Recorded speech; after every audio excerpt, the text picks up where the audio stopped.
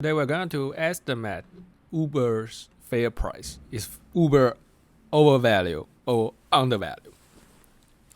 Okay, Uber is a very tricky stock to evaluate because it's very novel company. There are very it's new. It's new. There's basically no established companies out there in the market that we can use as a role model for Uber.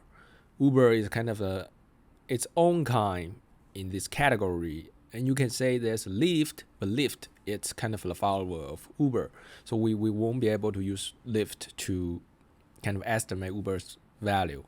So what I'm going to do is I'm going to look at its revenue and assume its mature net margin, then estimate the kind of predicted imaginal P ratio now, and to see if it's actually overvalued or undervalued. So let's just take a look at Uber's capitalization is around 76 billion, and definitely we will also do something about Uber's kind of a business size analysis, but there won't be too much about today's video.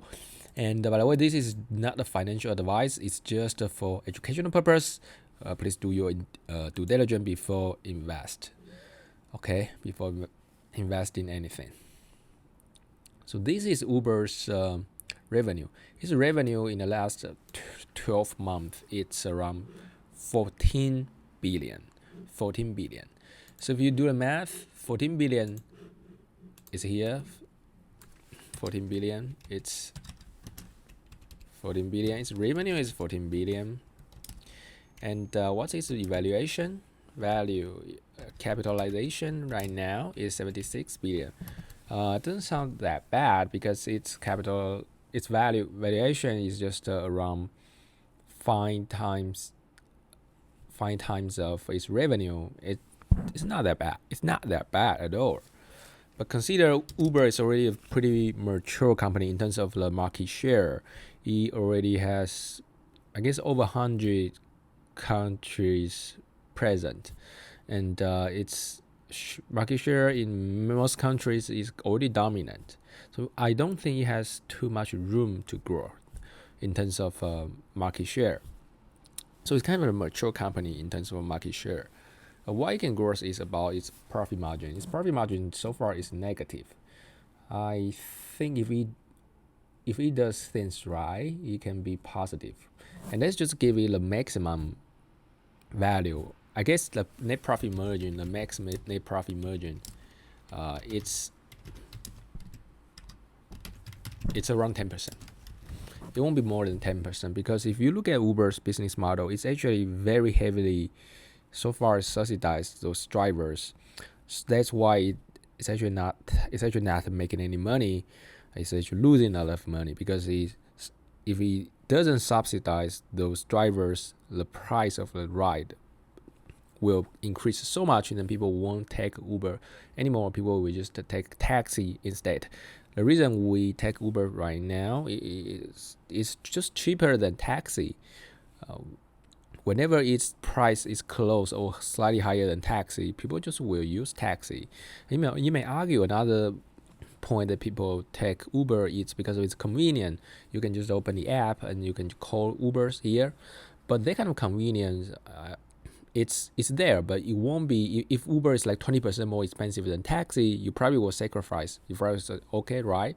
Even you are convenient, you're much more expensive. I'm going to just go for no traditional taxi. So that's the thing.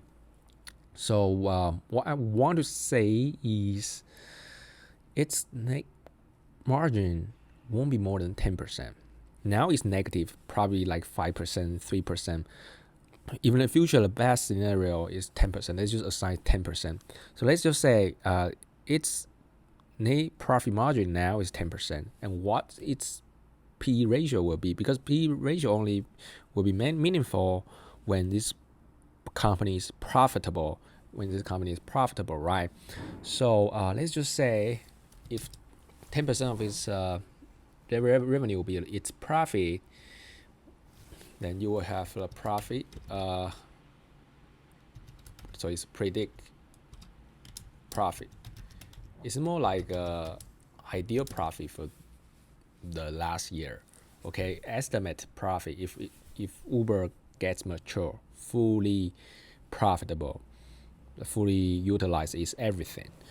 So this profit will be around 1.4 billion, right? So if you do the math, 76 billion divided by 1.4 billion.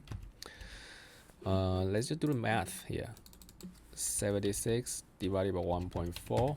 So its P ratio will be 50. P ratio will be 50. So it's mature PE. It's not really the PE right now. It's PE now is uncalculable. But if you are very confident in Uber, and Uber can really monetize everything, and now Uber's P ratio will be around 50.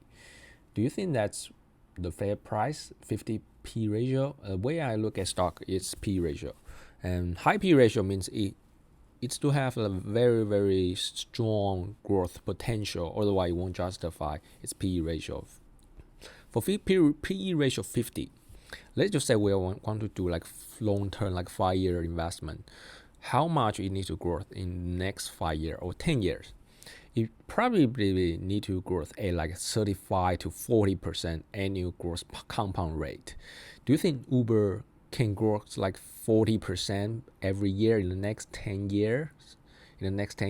I don't think so, because there's just simply not much. There's just simply not much market for it to grow. It already like its presence is already like everywhere around the world, probably except China. But I just don't think Uber will really go into China market. If you think about Uber is just tried before. So I don't really think there's just not much market for Uber to kind of go to, and therefore what it can do is maybe expand its different lines of business like Uber Eats or other lines of business. But I don't think Uber Eats can bring so much growth, 40% per year to Uber. There will be another topic. Probably won't be 40%, but maybe 20%. But if it's 20%, it's definitely not justifiable for 50% mature P ratio. Okay, so I think Uber is overvalued. If its price is kind of cut in half, P ratio to 25, I would think it's probably fair price. So its fair price is probably like half of its current price right now. If its current share price is like $40, I would think its fair price is around $20. Okay, so what do you think about it? What's your opinions on that? Leave your thoughts in the comment section below. I will reply every of them. If you would like to receive more stock analysis videos like this, don't forget to subscribe. And other than that, take care, and I will see you next time.